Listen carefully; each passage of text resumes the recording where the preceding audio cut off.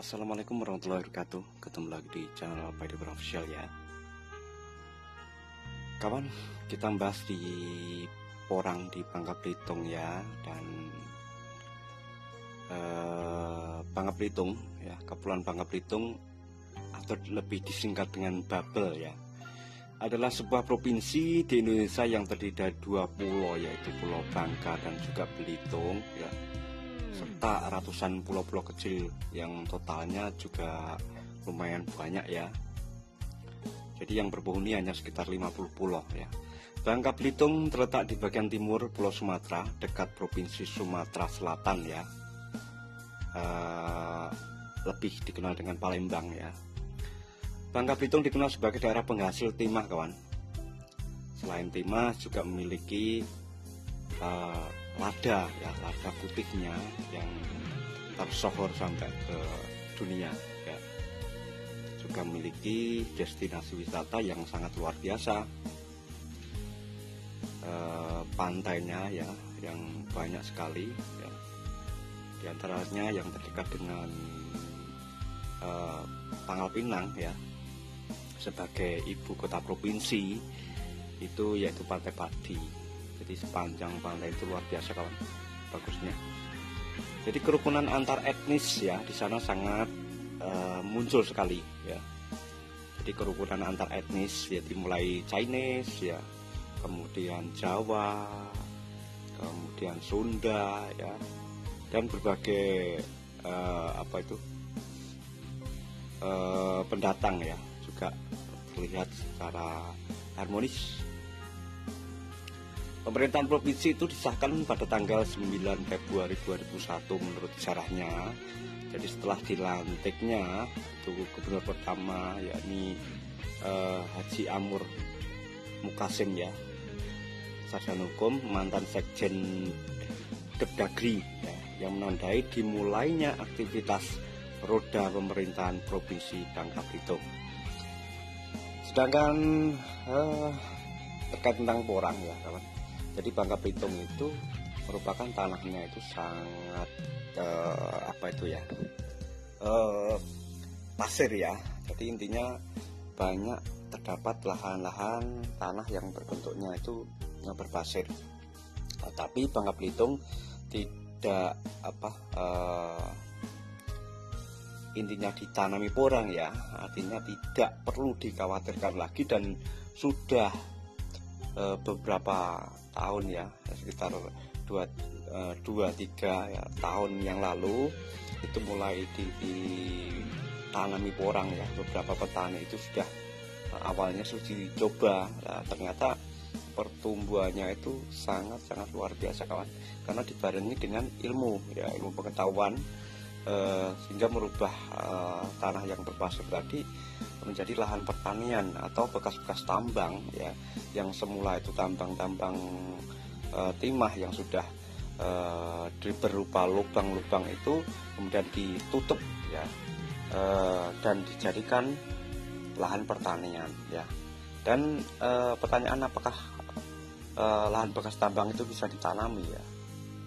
Tapi pada faktanya itu bisa, kawan. Jadi tanah-tanah di sana mayoritas memang berpasir. Kemudian alhamdulillah sendiri ya, untuk Porang ini sangat cocok. Dan tahun ini kita sudah sering berapa kunjung ke sana ya, dan telah membuktikan beberapa petani itu yang sudah memulai dari tahun lalu itu sangat luar biasa, kawan. Jadi terlihat jelas bahwa Bangka Belitung sangat cocok ya. Bahkan lada dan juga selain Porang juga lada juga tumbuh bagus ya. Apalagi juga sawit, beberapa tempat juga ada untuk tanaman sawit ini.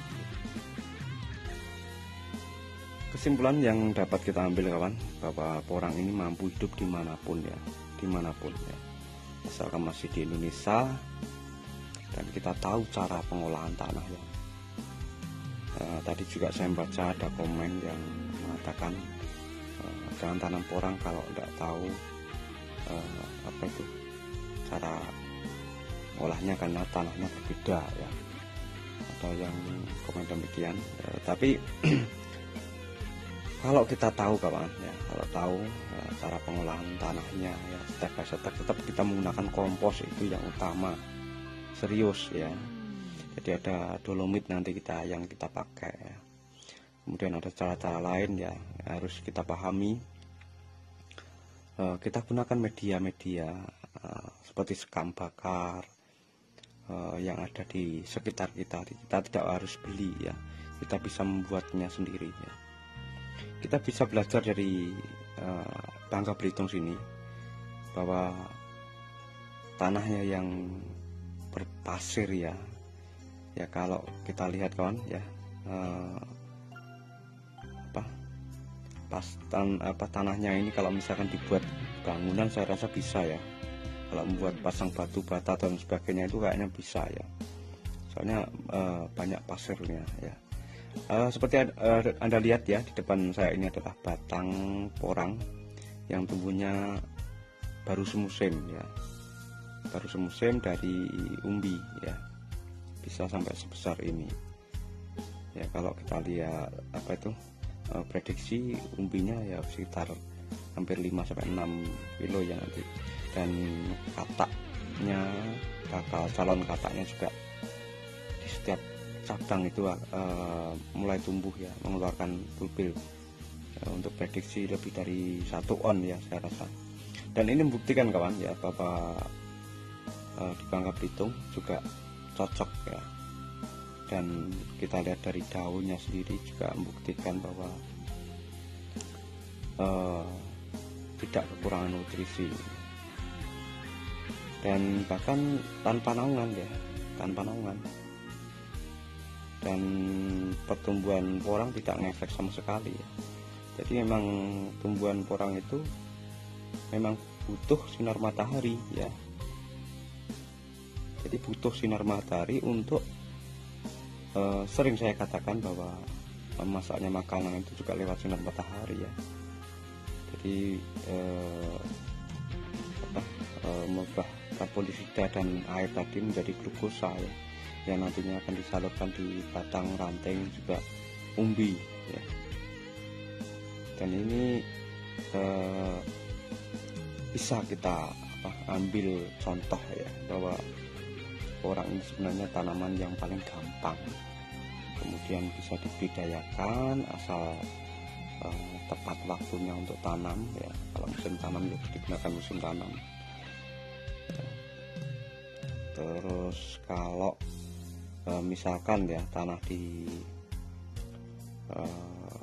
daerah Anda yang mungkin MDPL-nya rendah ataupun sebaliknya MDPL-nya tinggi, itu pun sebenarnya porang tidak ngefek sama sekali ya.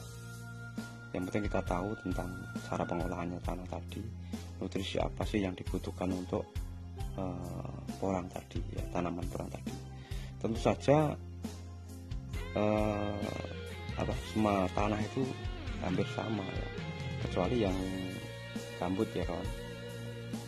Tempo hari lalu juga kita berkunjung ke Riau, dan penanaman akan dilakukan di daerah gambut ya. Terpaksa kami tidak berani untuk menyarankan di tanaman di situ karena karbonnya terlalu tinggi ya, kemudian kadar asamnya juga terlalu tinggi ya. Sebenarnya kalau dipaksakan sebenarnya untuk gambut sendiri itu bisa kawan, tapi berdampak dengan kadar airnya yang nanti hasilnya umbi itu terlalu tinggi ya. Kalau gambut masih ada tanahnya itu rasa masih bisa ya. Tapi kalau murni itu karbonnya terlalu tinggi ya.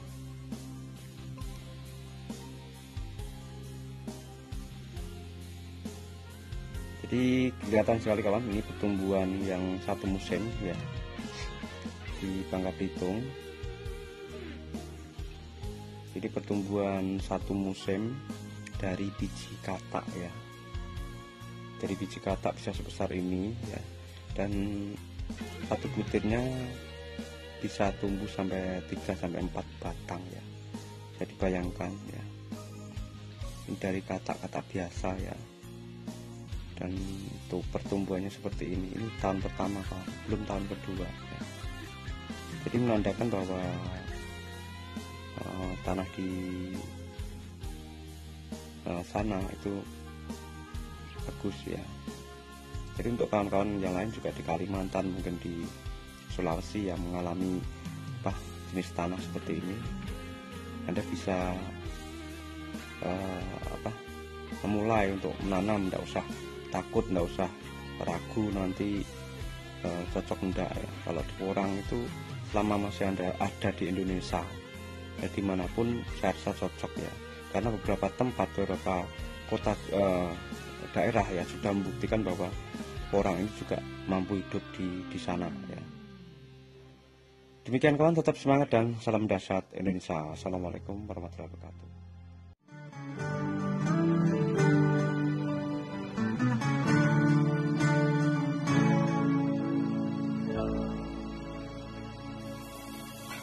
Masih tak hilang dari ingatan perjalananku yang penuh kerikil tajam. Kenyataan hidup yang ku rasakan jadi